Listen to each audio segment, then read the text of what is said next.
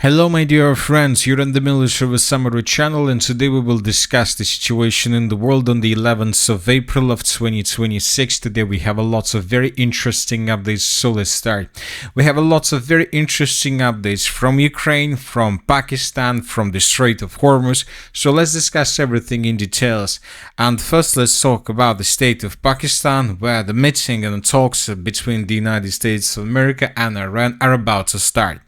To tell you the truth, when I started making this video, we still hadn't received anything on this matter. We just received reports that both the delegation of Iran and the United States of America arrived on the territory of Pakistan. We started receiving different updates about red lines, about the teams, about groups, about topics, about frozen assets. We received lots of updates, but we haven't received anything about the situation, whether the talks started or not. And furthermore, even if talks started, we received the report that these talks between the United States of America and Iran in Islamabad, if they take place, will be indirect. So Americans and Iranians will sit in separate rooms, and this is the most important thing. So which means that maybe the talks are already taking place right now, but we don't know for sure what is happening. One thing is clear, that during the previous day we received updates that first the United States of America will unfreeze the Iranian assets. Then we received the report that nobody is going to unfreeze anything. Then we received the report that Iranian state TV is reporting that diplomats in Islamabad have red lines, including a ceasefire and war reparations. And the US official told CBC News that no agreement have been made. So a lot of opposite updates we've been receiving during the previous 24 hours. Almost until the moments when the President of the United States of America entered the game, and he began publishing a lot of very interesting updates and lots of very interesting statements.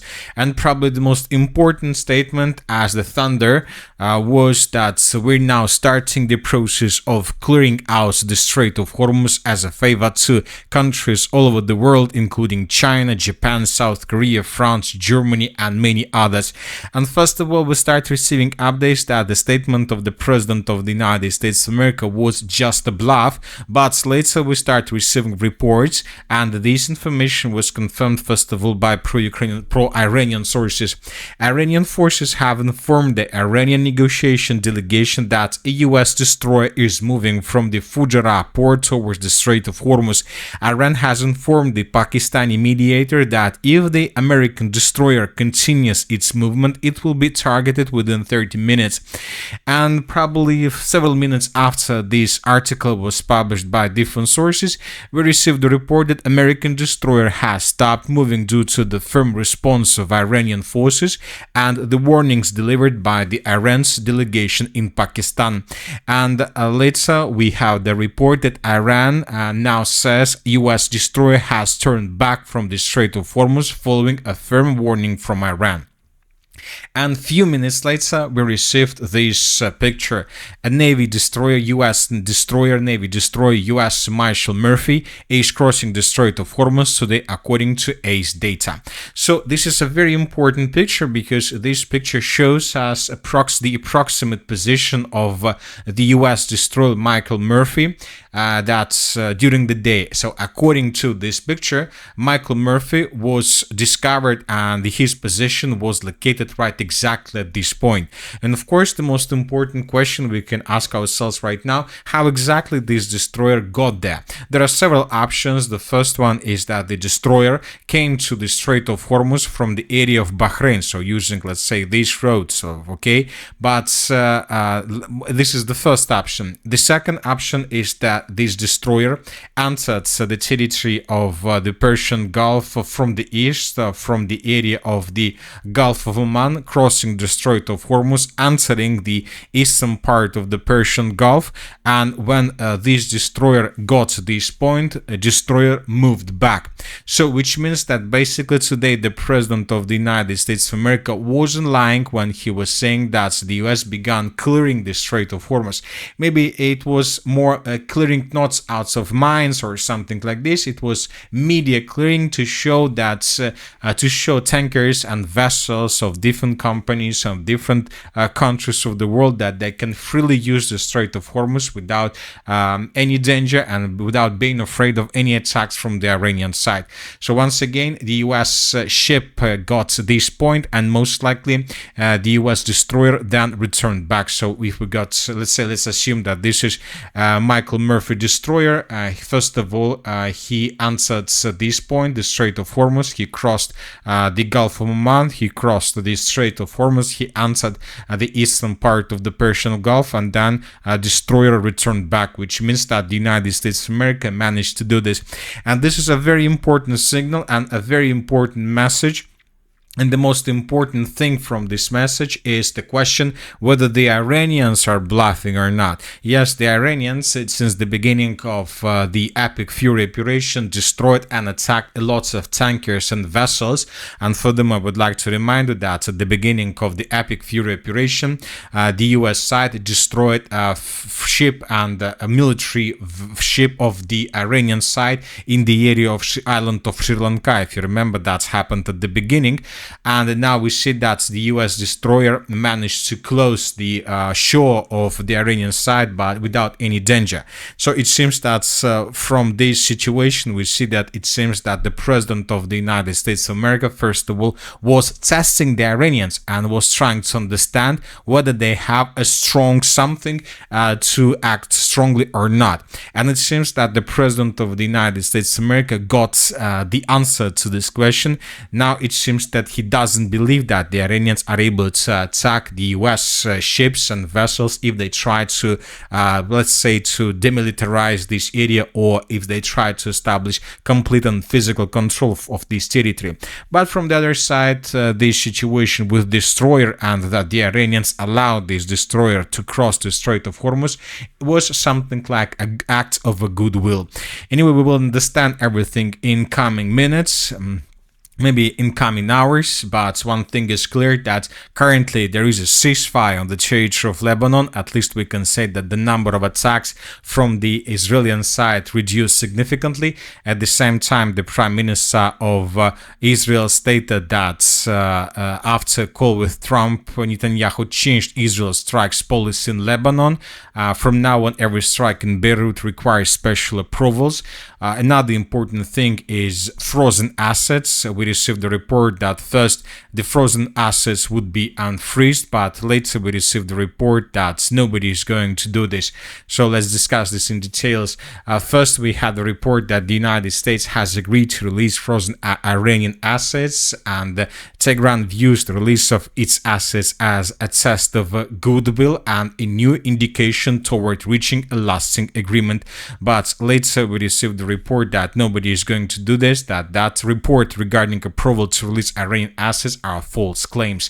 So let's wait and see what is going to happen next. Also, the President of the United States of America stated that empty tankers with a capacity of approximately 2 million barrels each are currently heading for US Gulf Coast. And we have this picture. The United States of America is saying that US is going to sell cheap and very good oil all over the world for every single country in the world. And this is another very important statement that was made by the President of the United States of America.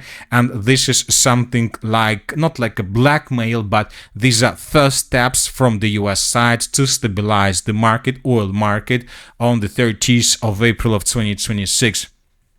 So this is the statement. Huge numbers of completely empty oil tankers, some of the largest in the world, are now making their way to the United States to load the best and sweetest oil and gas anywhere in the world. We have more oil than two largest oil economies combined, and it's of higher quality. We're waiting for you. So we need to understand that this is the statement, that the main idea of this statement is to tell the Iranians that if there is no agreement today, we will destroy destroy the export infrastructure of Iran on the territory of Hark Island. We will destroy the oil infrastructure facilities on the territory of Kershim Island.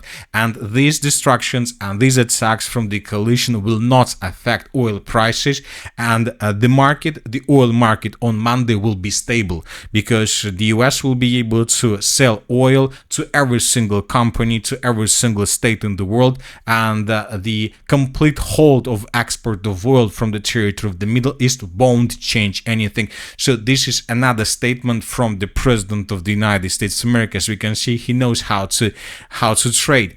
Now the turn of the Iranian side. What are they going to do with this? Because today the Iranians stated that they will not sign any agreement with the United States of America, any deal with the United States of America without deals including Lebanon and the Iranian allies across the entire Middle East area. So let's wait and see what is going to happen next, but it seems that according to updates, according to the statements of the President of the United States of America, according to massive build-up that is currently taking place right now, it seems that in coming hours the conflict on the territory of the Middle East can resume. Now let's discuss the situation in Ukraine. During the previous 24 hours, we received lots of very important updates. Once again, today at 4 p.m. at Easter, truce started. And according to information we have, both the Russians and the Ukrainians are trying to follow this truce. Yes, several explosions and several attacks were recorded. The sources are saying that there were explosions on the territory of Kherson region and several civilians were injured. This information was provided by pro-Russian sources. They're saying that the Ukrainians broke the Easter truce. The Ukrainians are saying that the Russian drones were flying over the city of Kharkiv, the reconnaissance drones, and the Ukrainians are saying that there was alarm in this area, and the Ukrainians were claiming that the Russians also broke the truce. Zelensky, for example, today stated that Ukraine will respond strike for strike to any violation of the ceasefire. But as of the end of the 11th of April of 2026, we can say that the situation is more or less stable. Neither the Russians nor the Ukrainians are breaking the truce significantly. Yes, there are some cases, some provocations, but all these provocations is not something that can be used to break the Easter truce completely and to resume clashes along the line of combat contact on the Easter, on the 12th of April of 2026. Today probably we'll continue receiving small updates on this matter, but they are not going to be like a global attacks or massive attacks, so which means that tomorrow soldiers on the line of combat contact and civilians both from the Russian and the Ukrainian side will be able to celebrate Easter. Now let's discuss the situation on the ground. During the previous 24 hours, we received lots of updates, and first let's talk about the Sumy direction. We received the biggest number of updates exactly from this area, and these are the changes on the ground. This is the end of the 9th of April of 2026, this is the end of the 10th of April, and this is the end of the 11th of April. As you can see, during the previous 24 hours, the Russians improved their position significantly in the area of the settlements of Novosich and Karchakovka. The Russians captured or entered this huge forest. Now the Russians will try to secure this territory. This huge forest will allow the Russians to hide and protect themselves from FPV drones, and from these positions, from the territory of this huge forest, with concentrated troops, the Russians would be able to keep advancing further in the south and western direction with the purpose to enter a bigger forest to the south. And from this perspective, from this configuration, the Russians would try to continue advancing further in the southern direction with the purpose to cut the territory to the northeast of the city of Sumy around the settlement of Sadki from support. Another important area is the village of Miropolska. If you remember, yesterday the Russians stated that the village was captured, and today different mappers clarified the situation on the ground. The Russians are keeping advancing in this area, and it seems that the Russians will continue offensive operation further in the southwestern direction with the purpose to attack the settlement of Ugroidi. Furthermore, as for the Ugroidi direction, during the previous 24 hours, additional changes were recorded in the area of the settlement of Novodmitrievka. And according to these changes, the Russians, as we can see, answered the settlement of Novodmitrovka from the east, and the Russians began assault operation. This video was published by pro-Ukrainian sources, and here we can see how Ukrainians were attacking Russians in the area of the village, and we see, let's say, 3, 4, 5 Russian soldiers that were moving in at this point. So based on this video, we came to the conclusion that the Russians managed to improve their position significantly over the past days. So these are the changes on the ground between the dates. And as we can see, the Russians are trying to advance in the direction of Krasnopolye, and probably from this area the Russians would also continue their offensive operation in the direction of Ugroide. Now it's clear that the Sumy direction is one of the most important directions for Russia, because as we discussed in the previous videos, the Ukrainians use the Sumy direction and the Sumy region to attack deep inside of the territory of Russia, and of course the Russians are trying to fix this issue. Now let's move further and let's talk about the Kupiansk direction. During the previous day, additional changes were recorded. So this is the situation by the end of the 11th of April. This is the end of the 10th of April. The Russians improved their positions in the area of Kucherovka and in the area of the south central part of the city of Kupiansk. We have this video published by pro-Russian sources where we can see how Russians were moving in this area. Based on this video, we have adjusted a small part of this territory and the complete control of the armed force of the Russian Federation. Another adjustment is coming from the Kovsharovka direction. These are the changes. So we made these adjustments based on the report that was published by neutral mappers. I would like to remind you that several days ago the Russians stated that the settlement of Kovsharovka was captured by Russians, but we still receive lots of updates that there are positions of the armed forces of Ukraine on the territory of the settlement. I'm talking about updates like this one, where we can see how Russians were attacking positions of FPV drone operators of the armed forces of Ukraine in the central part of Kovsharovka. So that is why it's something like the territory covered with the fog of war. But based on the reports published by the Minister of Defense, based on different videos about the Russian additional progress on the ground and the changes provided by different mappers, we adjusted the map and we shortened the territories under control of the armed forces of Ukraine. Now let's talk about the Sloviansk direction. During the previous 24 hours, additional changes on the ground were recorded. According to information we have, the Ukrainians counterattacked to the east of the city of Liman. This information was provided by neutral mappers. It seems that according to these updates, the Ukrainians counterattacked and restored control over the most eastern part of the settlement, and the Ukrainians forced the Russians to fall back from this area further in the eastern direction. Furthermore, according to different mappers, the Ukrainians counterattacked in the northern parts of the settlement of Ozerna, and the Ukrainians also recaptured some positions that they lost during the previous attacks from the Russian side. These are the changes on the ground between the dates. The Ukrainians, as we can see, are trying to improve their positions between the villages of Krivo Luka and Ozerna, probably with the purpose, if everything goes wrong, to have a corridor for evacuation through the southern parts through the river of Seversky Donetsk. At the same time, the Russians are keeping advancing around the settlement of Alexandrovka.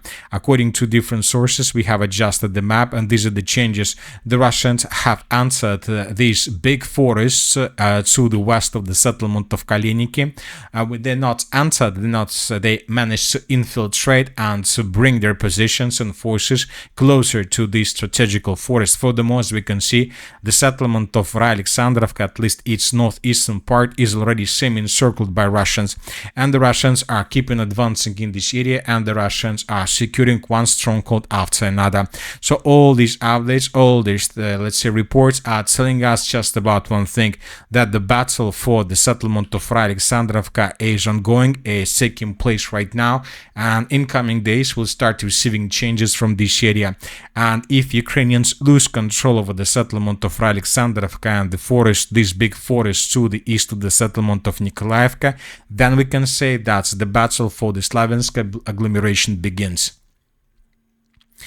the city of Kostiantynivka. Additional changes were recorded in this area as well. The neutral mappers stated that the Ukrainians during the previous 24 hours, during the previous days, counterattacked in the southwest and the southern parts of the city of Kostiantynivka, and the Ukrainians managed to force the Russians to fall back from this area. According to different mappers, we added a gray zone or infiltrated additional area of infiltration. The Russians are keeping advancing the most southwestern and the southern parts of the city of Kostiantynivka with aviation, trying to attack the reinforcements and reserves that have arrived in this area recently. Furthermore, according to information we have, the Russians intensified their activities and their assault operations towards the settlement of Dobropillia.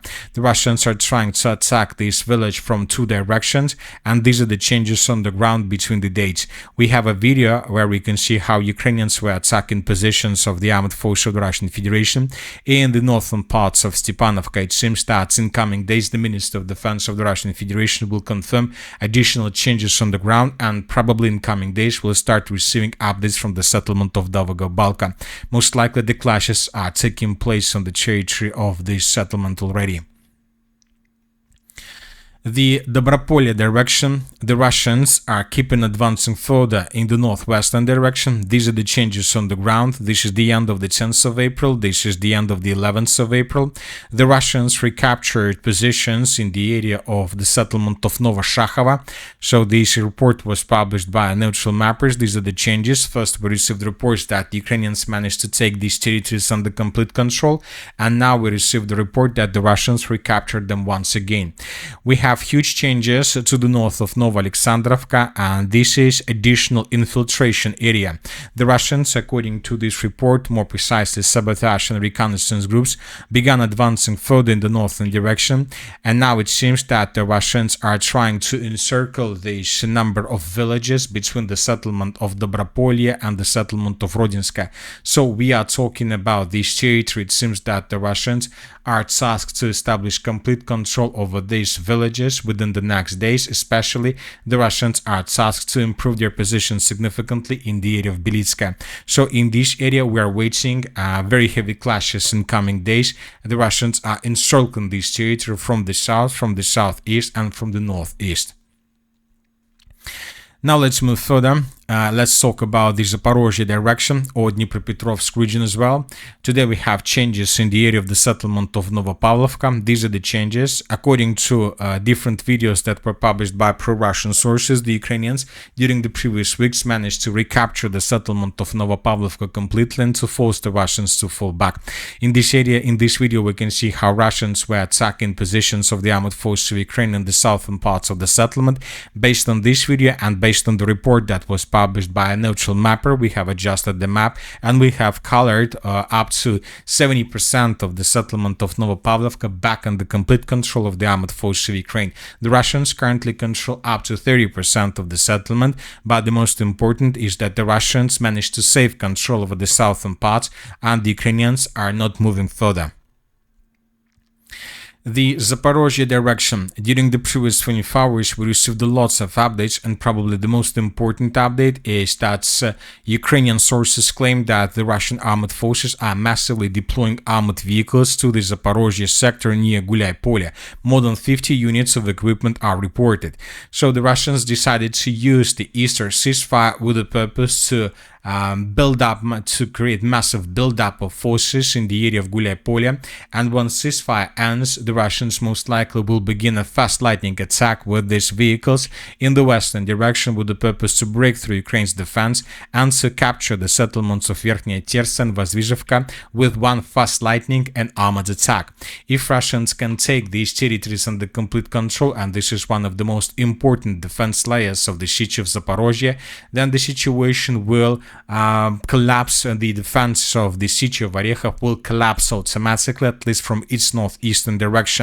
During the previous 24 hours before the beginning of Easter truce, lots of explosions, lots of attacks were recorded from the Russian side. The Russians were bombing and attacking positions of the armed forces of Ukraine in this area, preparing themselves before the beginning of this major offensive operation. Furthermore, the settlement of Gulay-Polya was under very heavy fire. The Russians used aviation ammunition and TOS flamethrower systems. So everything is going to start within the next 36 hours. If Ukrainians lose control over the city of Orekhov, then the Russians most likely will change their demands regarding a peaceful settlement of the conflict. But at the same time, during the previous 24 hours, the Ukrainians stated, and Zelensky personally stated, that the Russians are about to be out of money and that the Russians have no money to finance the conflict on the territory of Ukraine. I'm not sure what exactly Zelensky was talking about, but it seems that now the Russians have even more money than they used to have before the beginning of the conflict, because the United States of America lifted sanctions on Russia, and they have possibilities to sell oil and gas across the world. And that's it for today. The Military with Summary channel reminds us to condemn any violence in the world. Thank you for watching. Subscribe to my channel, put your likes, join my Patreon, and have a good day. Bye bye.